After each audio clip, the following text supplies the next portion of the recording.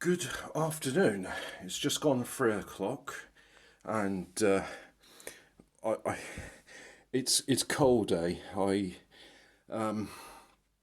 ordered in 10 bags of anthracite coal. It's got a brand name.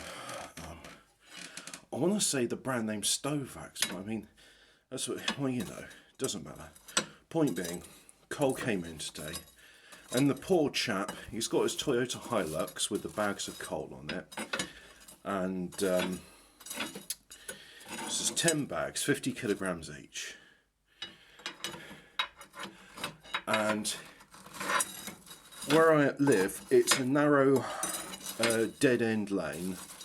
So there was a bunch of electrician and builders vans waiting to get out. I go out, I help him. And oh boy, I carried 2 bags, he carried 8, and I didn't bear hug it. When it comes to the bags of wood, I just bear hug them and carry them that way because that's more comfortable. With this one, I gripped it, wiggled it onto my back, gripped the other side, hunched over, and walked like the hunchback, and my lungs are burning. And when I picked up the first one, it was so painful, my vision started to go blurry, which has happened to me before when I've been hauling bags of cement up 4 flights of stairs to a disused council flat. Oh, that was nice. And I was just joking with the guy, and I said to him, "You must have calluses like leather." And he told me a story. He says his daughter's got eczema, and she refuses to allow him to apply the cream to her back because of how rough his hands are. Poor guy. And I said to him, it's too bad we couldn't have charcoal. That would be lighter.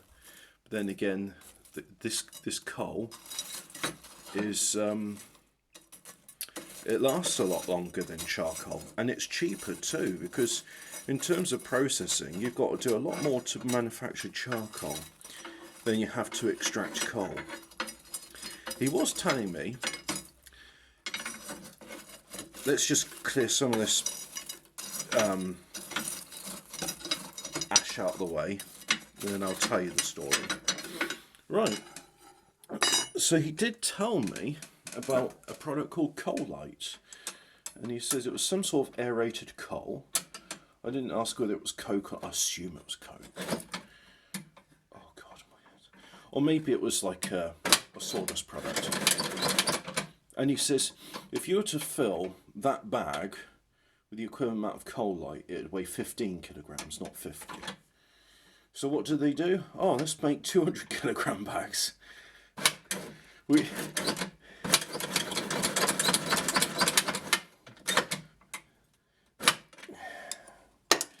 We're not at that stage yet, but really there needs to be, like in Japan where they got those exoskeletons for nurses, there really ought to be a exoskeletons for fuel merchants, because my God, 50 I tell you what, even a chap like Eddie Hall, who is known for his bouts of strength, even if he, especially in the winter, when everybody needs to get their fuel in, and you don't have the convenience of your fuel coming in the pipe like you do with oil tankers and gas, even someone like Eddie Hall would struggle with a job like this.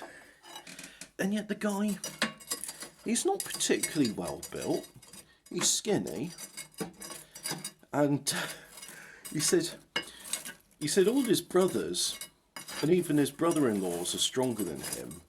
He can't win in arm wrestles with them, but he beats them all hands down at Fun War.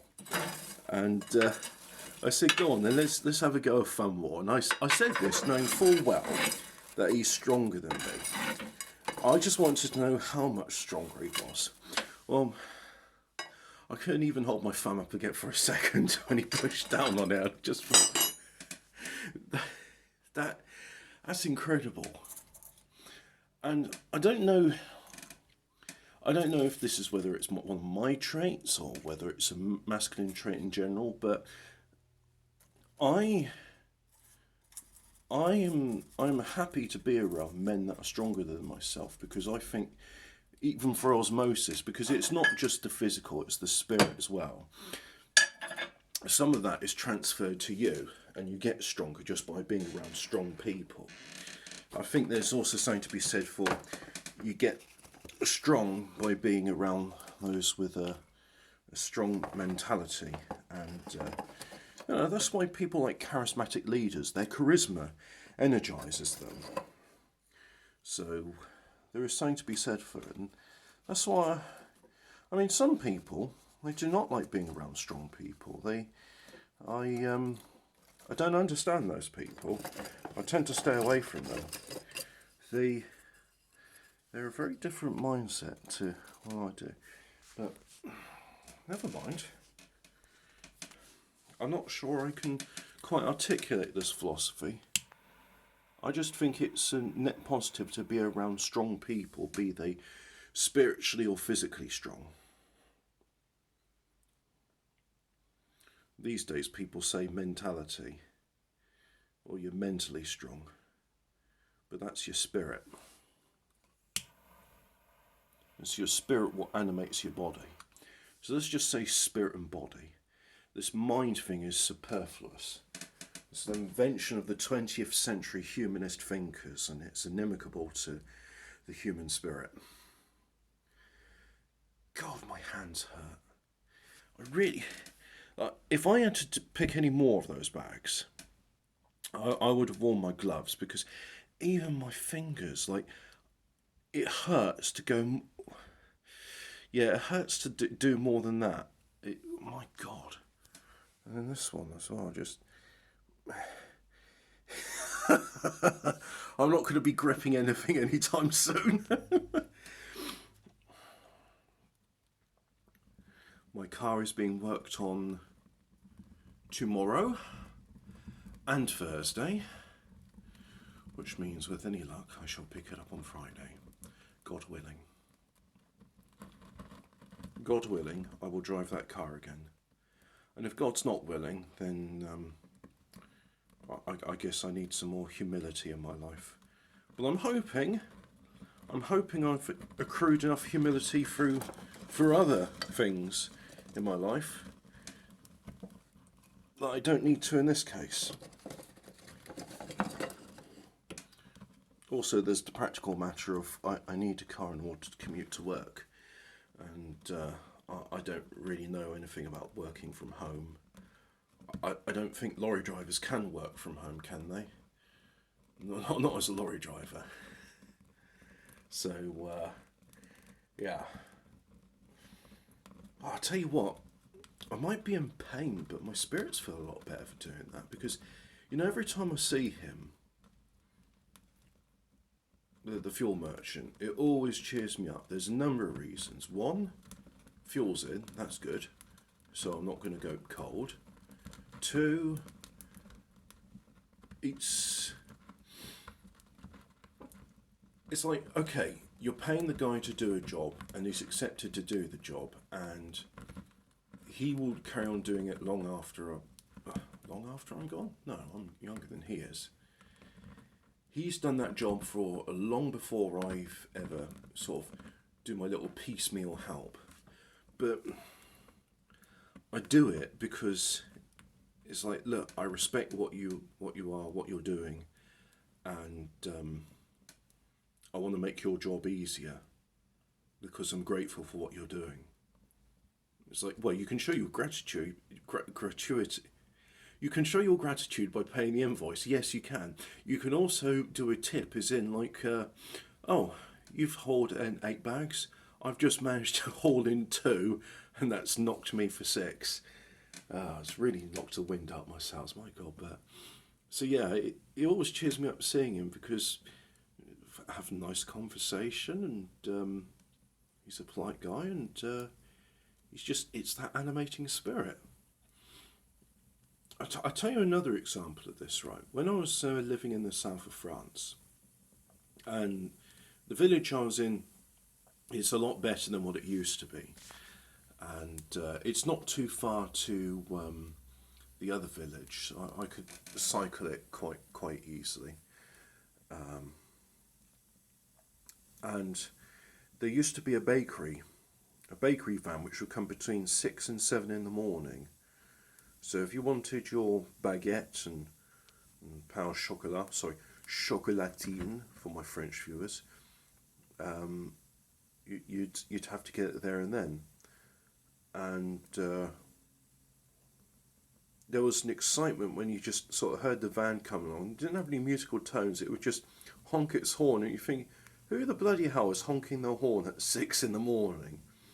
Until you actually get up early and find, oh, it's the bakery van. Well, I would like some fresh baked baguette and stuff. I suppose you go to like the city bakery and then drive, and then I don't know. I do not know. No. But there was an excitement in that, because it's like, wow, let's go and get our daily bread. And you kind of, it dictates your pace of life, because it's like, oh, okay, I've got to get up before 6 so I can pay bakery van for some food. And then you'd have your breakfast and your lunch. You'd have a nap. Wake up in time after your nap. You siesta if you're Spanish. And then have some sausages and lamb chops on the barbecue. Which, by the way, is a French word. La barbe et la queue. So it means, if you imagine you got a goat on your barbecue, you're cooking everything from its little beard, the barbe, to its arse, le queue. So yeah, barbecue. I think even now they barbecue. Yeah, the French have started to anglicise it. They call it the barbecue, and it's like, but it's le barbecue. It's a gueux. The gueux, for, they don't say the barbipette. Well, they could do, but they don't. Anyway, barbecue is French, and anglicised the gueux to be Q, and that's why we say BBQ. So there you have it. One of my lady friends, of which there are not many, by the way, but there are more than one. And I was telling her, I said, well, why do they call it French fries? Do they not understand Belgium's a separate country? It's like, no, it's nothing to do with the nationality of the fries, is why they call it that. Because you see, originally it would be called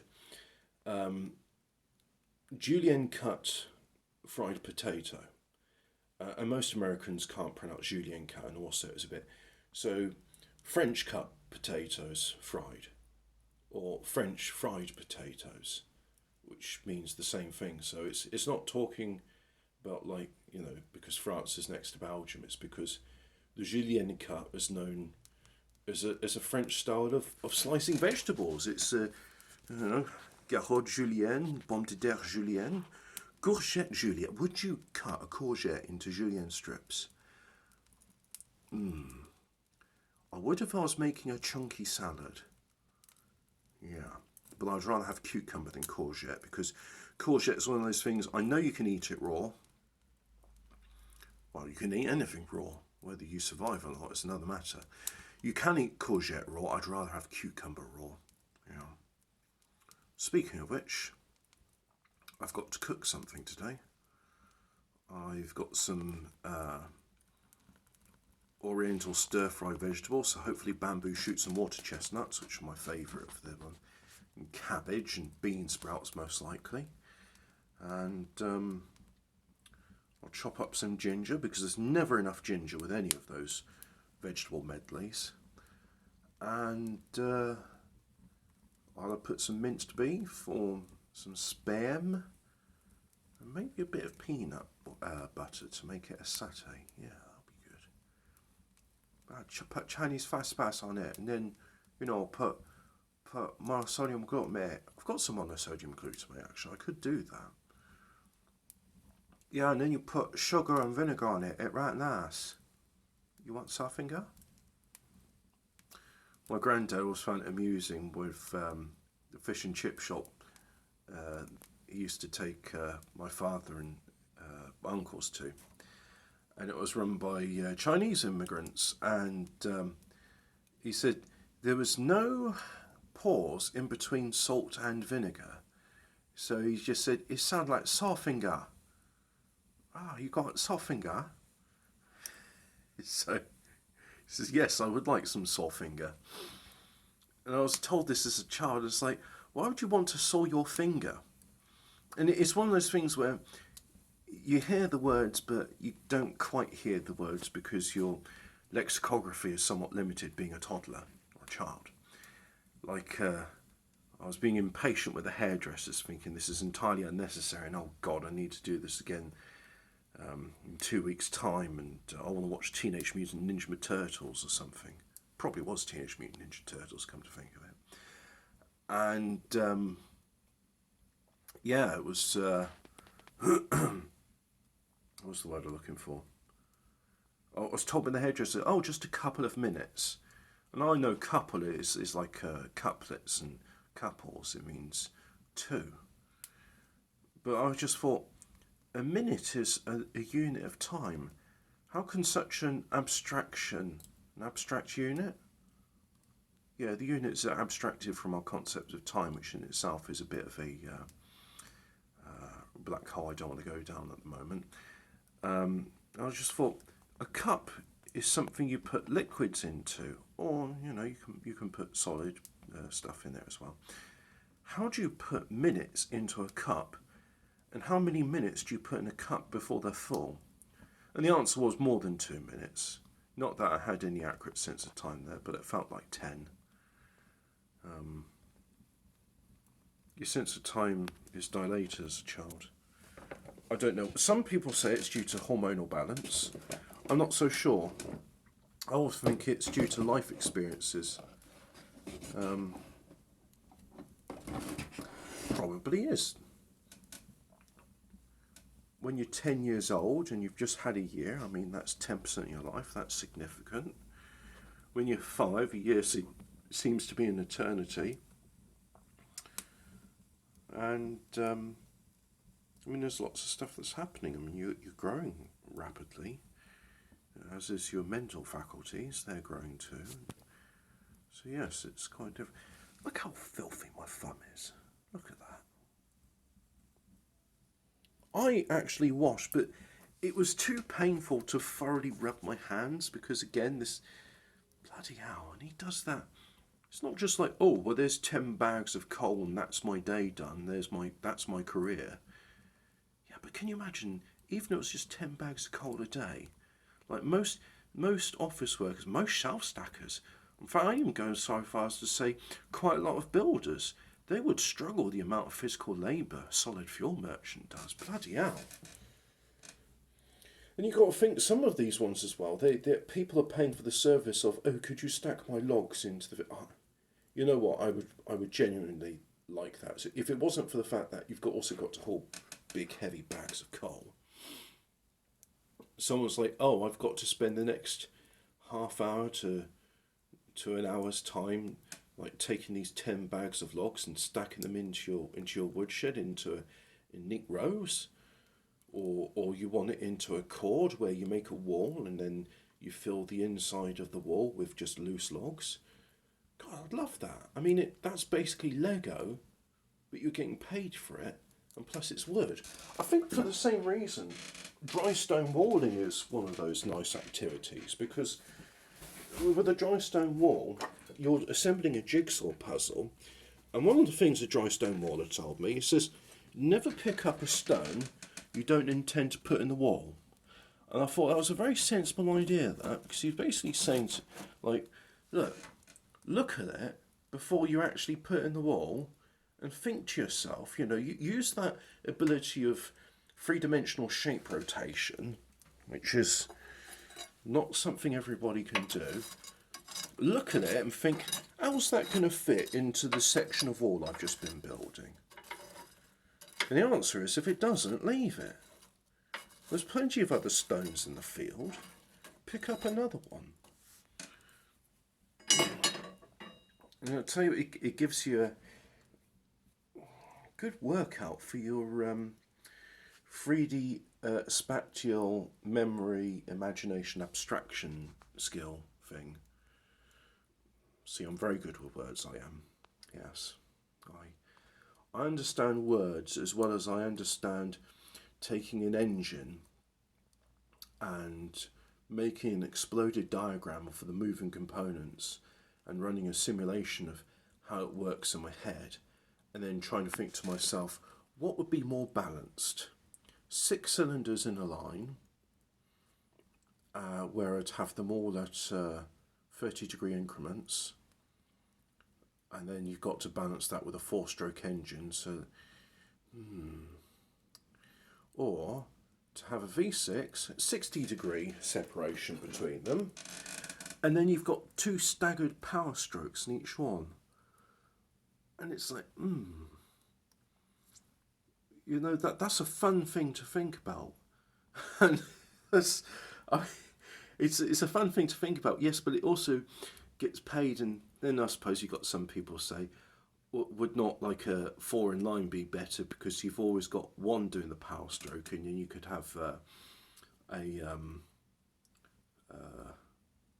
come on, what's 360 divided by 4? Brain's good at doing 120 degrees makes 3. Really? Why was I talking about 60 degrees then? What's wrong with me? Come on. 120 times 3 is 360. So, right, sorry, a V6 or an inline 3 is 120 degree separation. That means an inline 6 is a 60 degree separation. Duh. So an inline 4, you've got, is it 90 degrees? 90, 108, 270, 360. Yeah, okay, so you've got 90 degree separation, which, oh, of course that makes sense, because 90 degree angles are square angles. So, yeah. But at the same time, the inline 4 and V8 engines don't have the same stability as the inline 3, 6 or V6. And tell you what, if you're an engineer and you can explain, yes, well, what you're forgetting is the harmonic resonance, you're actually dealing with a square wave with I4s and V8s, or a staggered square wave in the case of a V8. Whereas with the V6s and stuff, you've got like a much more balanced power stroke, which goes nicely into this harmonic. So you've got 4 which is going into 120, so you've got 4 going into 3, and it makes this nice 12th harmonic. Is that the right word I'm looking for? So maybe someone who actually understands maths and can, you know, write it down on a piece of paper. If you can explain the workings of, you know, why 6 is better than 4 or 8 for engines, and you can make it fit onto the back of an envelope, please write in the comments. Also mean my viewer my viewer retention is quite good. If you don't know how to explain the mathematics by that, also write in the comments you'd answer, because, you know, this is, I think it's a very interesting thing, but there's not many of us that understand the mathematics. And frankly, I'm not good at mental arithmetic. I'm really not. I need a pen and paper, or a pencil and paper ideally, in order to do this stuff. And if you give me a pencil and paper, I can do fairly complicated mathematics. I mean, there was a time, it was like that story I was telling the other day of the guy I know who went to prison, and he learnt quadratic equations. And I asked him, I said, have you ever used quadratic equations in your life? And he said, no, but I knew how to do it. For my, yeah.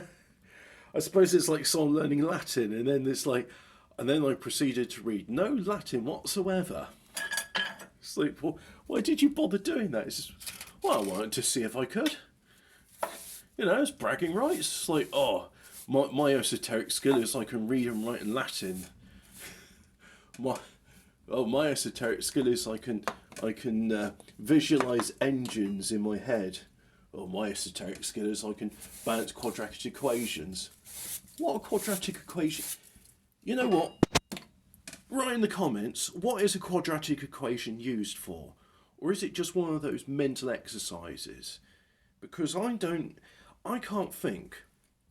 There probably is. They're probably like, oh, I'm writing this program and it does this really clever thing, and it can analyse images, and if you give it an image of a dog, even if it's a cartoon dog, it'll be able to tell you that, well, you've given me an image of a dog, and also I think it's this type of dog, you know.